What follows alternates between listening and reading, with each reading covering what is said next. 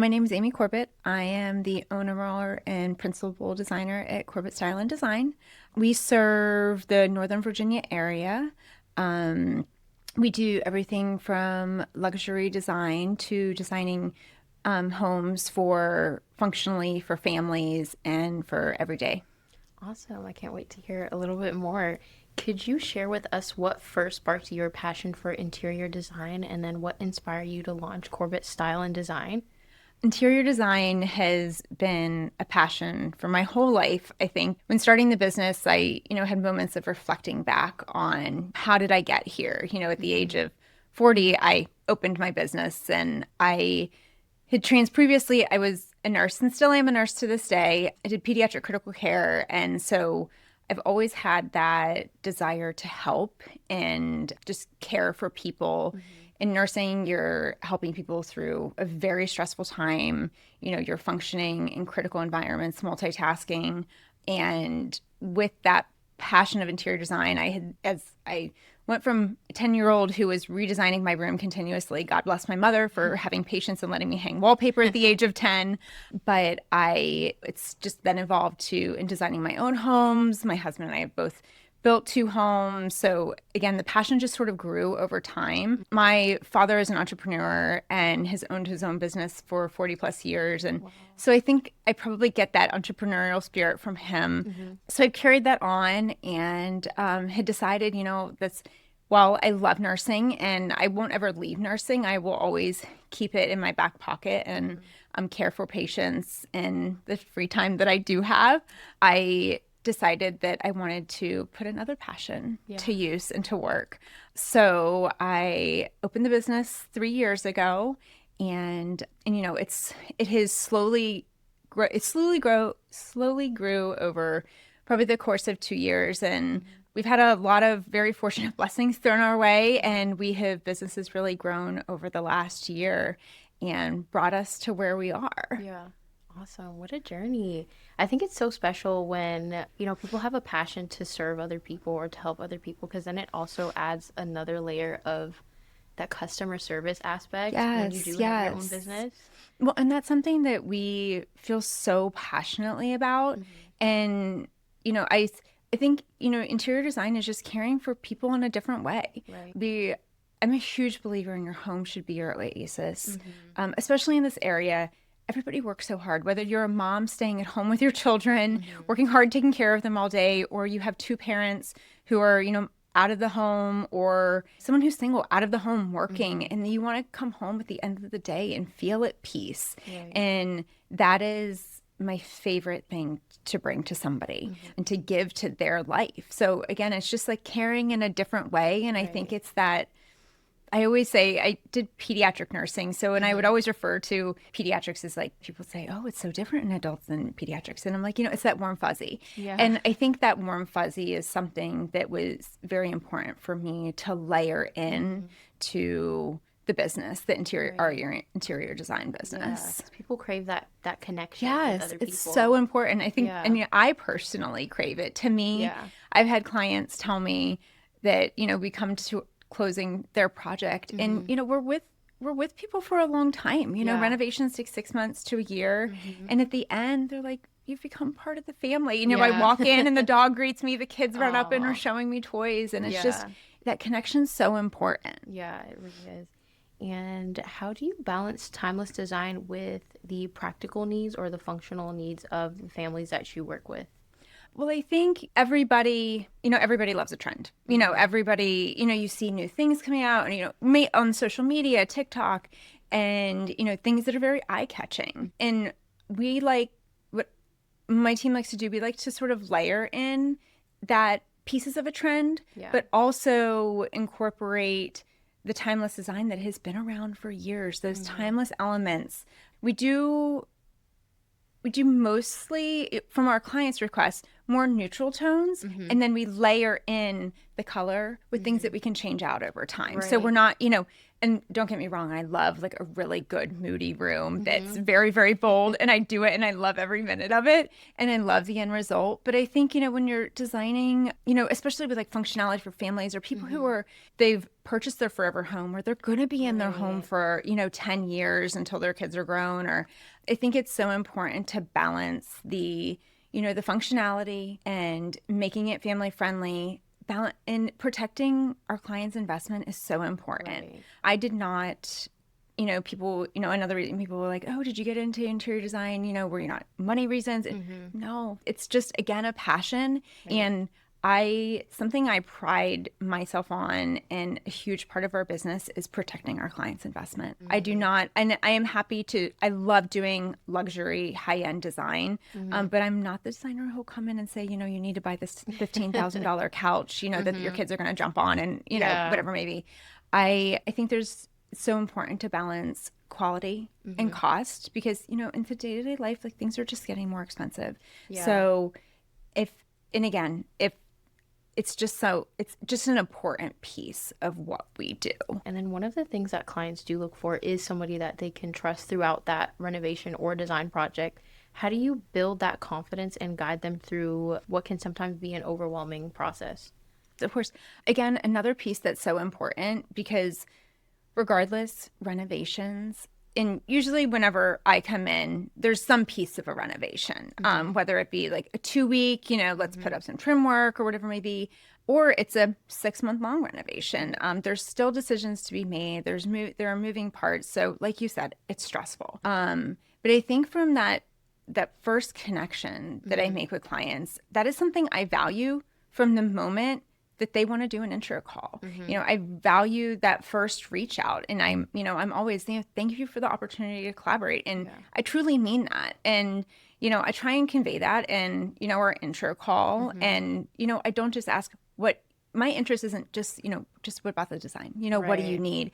It's how can I support you? Yeah. I want to learn about your life. Do you have kids? Do you have elderly parents that live with you? And after that intro call, if they say, what, yeah, like, we think we would, like to learn a little bit more about your services. I go to their home and we spend 2 hours together, and we're a smaller boutique firm in the area. And again, we pride ourselves on that. Again, that personal connection. Right. So it's not that we're a big team and you're gonna have your first intro call with me, and then I'm gonna hand you off to an assistant that is gonna do your in-home consult. No, you're gonna get me the majority of the time. Yeah. I do have a team that works with me, and we are a growing team, but our intention is not to grow big. It's just to grow the services that we offer. Right. I think having that connection, that personal connection from the get-go, and then I had a client just the other day, and they're in a 3-level renovation. They have a young kid. They both work. It's a lot. And she shared with me, she's like, this is one of the most stressful times, in our life as far as even work goes, and it just it was the perfect storm of the renovation started right whenever life went crazy. And that happens, when it rains, it pours, as the old saying goes. But I think I appreciate it when clients share that with me. I'm like, okay, I get it. Like, I'm always willing to give grace and be like, okay, we'll get through this. Yeah. Let me hold your hand a little bit more.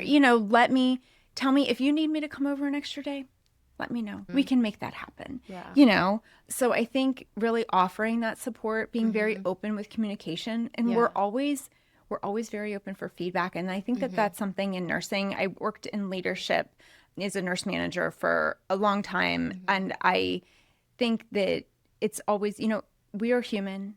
Everybody has opportunities for improvement. And I'm always asking for feedback. What are your thoughts? What do you think? How can I support you best?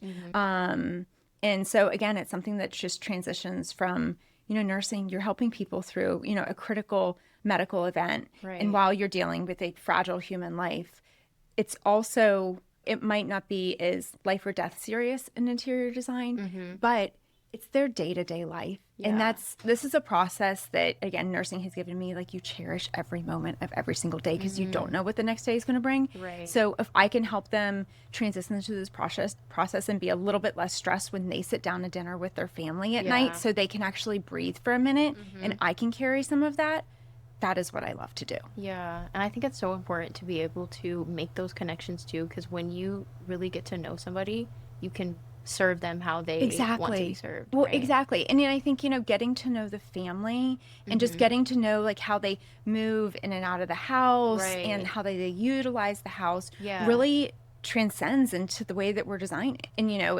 I have some clients who are like, yeah, my kids are pretty good. Like, we don't need, like, slip covered sofas. And then I have other families who are like, you know what, I loved their house. But, and they were like, oh, Molly will be like climbing and jumping off the back of the sofa. And I can say, yes, I do. So it's that personal connection and just getting to know my clients, like beyond like a client relationship is so important. Yeah. And then is there a particular project or client transformation that stuck with you or reminds you why you love what you do? I think, there's something that I take from I feel like I take from every project, but one of my very first clients, and they're my clients to this day, we are on this like 3-year journey to redo their home and really make it a bespoke space for themselves. They built a home with a builder. They didn't have a ton of selections. Their style is very like clean, modern. So right as I started, and they were like, you do interior design, right? I had known them outside of interior design. We had a connection. And I was like, yeah. And they were like, can you help us? And so whenever I started helping them, we sort of started surface, like furnishings, some finishes, very like sort of high level stuff. Yeah. And then as it has evolved, we have now done the majority of their main level. Wow. We're now moving upstairs. And whenever I started with them, we kept it very surface because they had intended to move. This was not there forever. Now they told me just a couple months ago, as we're getting ready to embark on the next level, they were like, you know what? We're not moving. They were like, we're happy where we're at. We feel like the home is really becoming ours and really starting to show our personality with all that we've done. And so they were like, we're going to stay here. We're going to be here for a long time. Wow. And that's something, and I was like, wow, I helped them do that, which, and especially they have 5 kids. So to move a family of 5 and, those kids to go in through that transition too, and for the parents to go through it, that's a lot. Yeah. So to help them be able to stay in the space that they're living in currently and love it all at the same time and have it feel like it's truly theirs is amazing. Yeah. It's amazing. And it's so special that you're able to help them make that their yes. fate. Yes. Like their oasis, like you were saying. It truly is. And, and that is the way I want my home to be. It's just, we come home at the end of a day and we feel content. We're not looking and being like, I need to do this, I need to do that, or, I'm not happy with the way this is. Right. I want my clients to truly feel content in their home and, again, have it feel functional too, to where they don't have to safeguard everything either. Truly comfortable and at ease. Yeah. And then as lifestyles change, what are some shifts that you see in how people want their homes to function compared to like even a few years ago? I really think, and I feel like COVID impacted a lot of things, and COVID impacted the way people live their lives. Some people work from home now, more than they did before. They have the capability to work remotely. I think, and we saw that shift with COVID of people were like, you know what, if we're going to be stuck home, the home improvement industry really boomed at that time. And I feel like that the initial boom has started to level off, but the concept of I want to feel comfortable in my space and I want to love my home, that's stuck. Yeah. And so I think that is something that, again, has evolved over time. And I see all the time in my clients, they'll say, you know what, like they have a brand new home and they're like, we love it, but it just doesn't feel warm and cozy. How do I don't even know where to begin. How do I get it there? And so I think that's definitely something that's changed and evolved over time and seems like it's staying, which I think is so important. Again, life is very stressful. It's busy, especially in the Northern Virginia area. It's very fast paced. Oh, yeah. We all need that reset at the end of the day. And even if it is at 9 o'clock at night when you finally sit down. We need it, you know? Exactly. And I feel like that's a lot of people don't know where to start when they're like, I don't know Yes. how to make this space my Yes. own. I don't know how to transform this space. Yes. And you know, and I'm always saying, like, even in our in-home consult, we walk through, we talk about all of these things. And at the beginning, they're really, really excited. And then they start talking. They were like, this is where I get overwhelmed because we're talking about a lot of things. And Yeah. it's okay. This is where I come in. Right. I take that load. I take that worry. And to me, it's not a worry. I love it. It's like a puzzle piece to me, you know? And so, yes, it's making them feel at ease. So it's not that overwhelming. Exactly. And running a successful design firm requires both creativity and business leadership. What have been some of the biggest lessons that you've learned as an entrepreneur? I think probably the biggest lesson I started this business saying to people as it grew, and it's sort of, I use the term as, you know, we really exponentially expanded over the last year. And, you know, in any small business, whenever you're expanding like that, you know, they talk about the 5-year grind, you know, and it's very fast paced. And I'm like, you know what, I am 1,000% confident in my design skills, but I'm like, am I a businesswoman? I don't know. And people are like, yes, you're 100% a businesswoman. You're doing this. I always keep my husband's program management skills in my back pocket, but it's something that, you know, so that has been that, I guess, you know, every designer has imposter syndrome, you know, and probably every small business owner, you know, has that, like, can I do this? Am I legitimate? Am I not? And so, and I think giving myself grace and that I'm a perfectionist, which I think bodes well in my design. Right. I don't settle. People are like, oh, well, it just won't work. I'm like, no, we're going to find a way to make it work. And we find a way to make it work. You know, he's like, you know, going from nursing to this, you know, you do the impossible, you know? And so, but I think when it comes to just like learning the business and, you know, growing faster or feeling like, you know, going to networking events and being like, oh my gosh, like these people have been in business 10 years and I'm only 3, you know, giving myself grace and be like, everyone started somewhere. Exactly. And, you know, and I think our growth over the last 3 years, really, I think that is where the imposter syndrome has started to decrease a little bit of like, you know what? We're doing things. We must be doing something right. Exactly. You know, we have collaborations with contractors that say, I don't like working with designers, but I like working with you. Wow. They're like, you know, it's very personal. You're available to us. You know, you're happy to meet with us. And they're like, it's just different. So I think finding, you know, the balance between there's a lot I have to learn. Yeah. And, you know, I will always be learning and our team will always be learning and growing, but also finding confidence in the successes that we're having, you know, this is happening for a reason. Exactly. Yeah. And I think it's lovely that you're striving to do or to learn more. Yes, of course. Like there's some people that are never satisfied, but I think it's important to want to do better than what you did the day before and want to keep improving. Of course. Yes. Yeah. I think that's so important. Yeah. And collaboration, I wanted to ask about that. So you mentioned working with contractors and then you're also working with homeowners. What have you learned about building strong partnerships that lead to successful projects? So I think again, I keep referring back to it because it is, you know, nursing it's a huge part of my life. I've been doing it for over 20 years.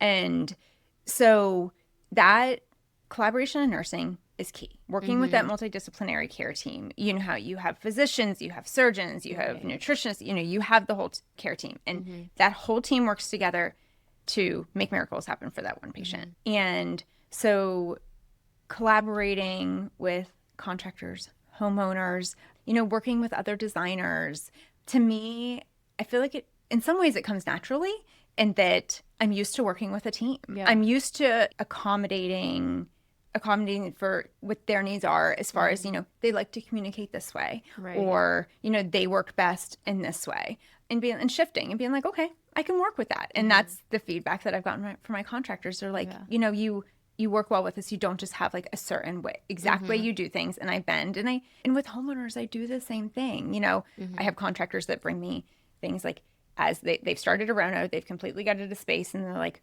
we don't know. The clients, they don't know what the layout. Like, can you jump in? Standardly, you know, the pre-design takes a solid 8 weeks. But I'm like, okay, I don't say no. because they need help, Right. you know, and I want to support and I want to care and I want them to feel at ease. So I'm like, sure, let's jump in. Let's modify our process a little bit Yeah. and let's see what we can do, and we get it done. Awesome. And then I think it's so important to be able to work as a part of a team too, because there might be a different perspective that someone might have from Yes. yours. Yes, exactly. Yeah. And the communication and just always that like that closed loop, you know, Yeah. always circling back. And again, always open for feedback. And then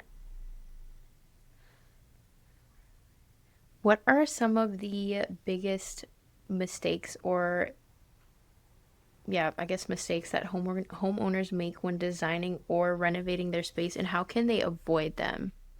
I think one of the missteps I see most Yeah. commonly is jumping in and start, you know, because everyone's excited. Everyone wants to start, you Yeah. know, and even, you know, I'll get a call for a consult and I'm like, okay, what does your timeline look like? As soon as we can do it, you know, and usually it's like that whenever they start a renovation with a contractor. And some of my clients, they had no desire to have a designer. You know, that was not their first thought, but they've gotten into this renovation with a contractor and they're like, you know what, we're really not sure 100% of what we want. So I think having a plan is so important.